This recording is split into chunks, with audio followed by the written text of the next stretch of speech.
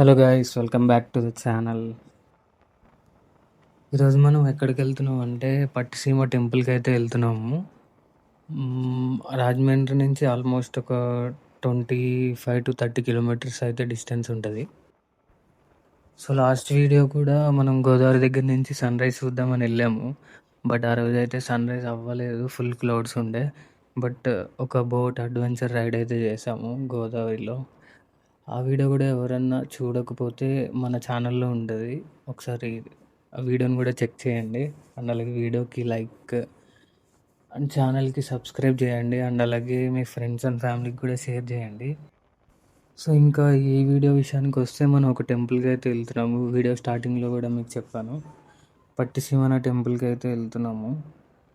So Pattiseema అనే పేరు ఎలా వచ్చింది ఆ ఏరియాకి, అండ్ అలాగే ఆ టెంపుల్ యొక్క హిస్టరీ అనేది ఈ వీడియోలో మీకు ఎక్స్ప్లెయిన్ చేస్తా. సో లాస్ట్ వీడియోలాగే ఈ వీడియోలో కూడా మనం ఒక బోట్ రైడ్ అయితే చెయ్యాలి. ఎందుకు అంటే ఆ టెంపుల్ అనేది గోదావరికి అటు ఇటు మధ్యలో ఉంటుంది, ఒక లంకలాగా. సో ఇటు సైడ్ నుంచి మనం ఒక బోట్ అయితే ఎక్కి మనం మధ్యలోకి ఆ లంక దగ్గరికి అయితే చేరుకోవాలి. పట్టిసీమకి లాస్ట్ టైం ఎప్పుడు వెళ్ళాను అంటే నా డిగ్రీ టైంలో వెళ్ళాను అనుకుంటా. అప్పుడు జాతరలో జరిగినప్పుడు డిగ్రీ ఫ్రెండ్స్ అందరం కలిసి అప్పుడు జాతరకి అయితే వచ్చాము. నైట్ అయితే వచ్చాము ఆ రోజు. సో మళ్ళీ ఇప్పుడు వెళ్తున్నాము చాలా డేస్ తర్వాత. చూద్దాం ఎలా ఉంటుందో టెంపుల్ ఎన్విరాన్మెంట్. అది ఎండలు అయితే మామూలుగా లేవు, చంపుతున్న ఎండలు అయితే. బట్ టాస్క్ ఏంటి అంటే మనం షిప్ ఎక్కి మధ్యలోకి వెళ్ళిన తర్వాత అక్కడ ఇసుక ఉంటుంది, ఇసుకలోంచి నడిచి టెంపుల్కి అయితే వెళ్ళాలి. అది అసలైన టాస్క్. చూద్దాం. ఫైనల్లీ ఇక్కడికైతే రీచ్ అయ్యాం. బోట్ అయితే అటు వెళ్తుంది రైట్ నౌ. మళ్ళీ అది ఇటు వచ్చే వరకు వెయిట్ చేయాలి ఇక్కడే. సో బోట్ అయితే ఎక్కేసాం వైస్. ఇది మా డ్రైవర్ క్యాబిన్ అయితే. సో ఇక్కడ నుంచి వ్యూ అయితే చూడొచ్చు గోదావరి.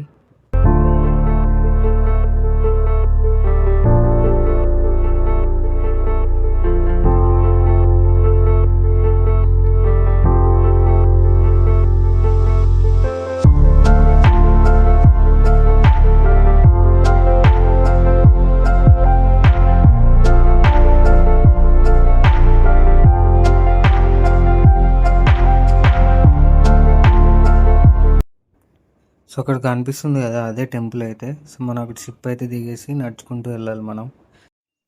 సో ఫైనల్లీ టెంపుల్కి అయితే కూడా రీచ్ అయినాము, లోపలికి అయితే వెళ్తున్నాము.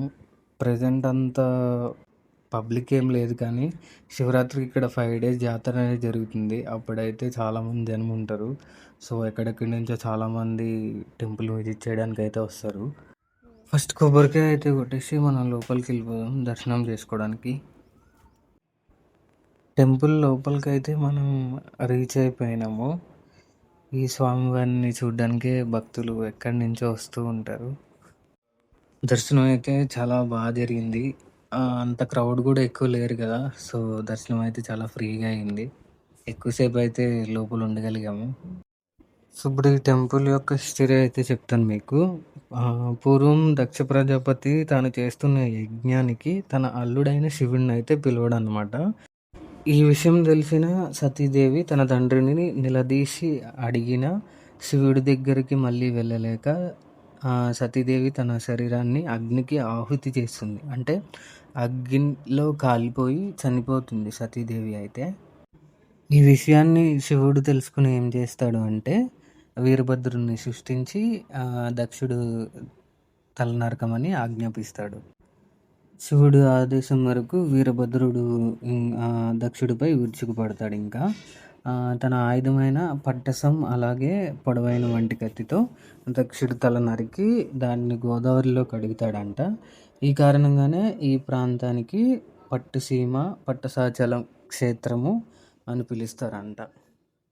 ఈ టెంపుల్కి ఇంకొక ప్రత్యేకత ఏంటి అంటే ఈ టెంపుల్లో అనిశ్రీ పునిశ్రీ అనే దేవతలు సంతానాన్ని ప్రసాదించే దేవతలుగా ఇక్కడ ప్రజలు పూజిస్తూ ఉంటారంట. టెంపుల్ యొక్క హిస్టరీ అయితే ఇది గైస్. నాకు తెలిసి మీ అందరికీ అర్థమైందని అనుకుంటున్నా. ఏమైనా మిస్టేక్స్ ఉన్నా సరే నాకు మీరు కామెంట్స్‌లో మెన్షన్ చేయండి. No problem. సో, దర్శనం అయితే అయిపోయింది. రిటర్న్ అయితే వెళ్ళిపోతున్నాం గైస్. బోట్ అయితే ఇటు సైడే ఉంది. మనం మళ్ళీ ఇటు సైడ్ బోట్ ఎక్కి అటు సైడ్‌కైతే రీచ్ అయిపోవాలి. ఈలోపు గోదావరి యొక్క విజువల్స్ అయితే మీకు వీడియోస్ ప్లే చేస్తా. చూసి ఎంజాయ్ చేయండి.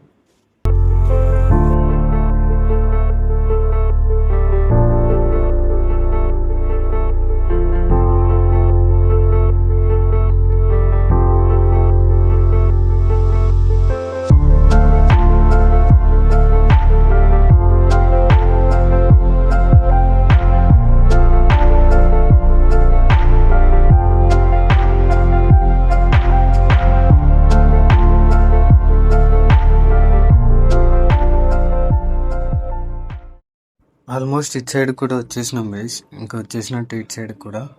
సో ఇది గైస్ ఇవాల్టి వీడియో అయితే. వీడియో నచ్చినట్టయితే లైక్ చేసి ఛానల్ని సబ్స్క్రైబ్ చేయండి. అండ్ అలాగే మీ ఫ్రెండ్స్ అండ్ ఫ్యామిలీకి కూడా షేర్ చేయండి. మరొక కొత్త వీడియోతో మళ్ళీ కలుద్దాం guys. Until then stay tune. Bye.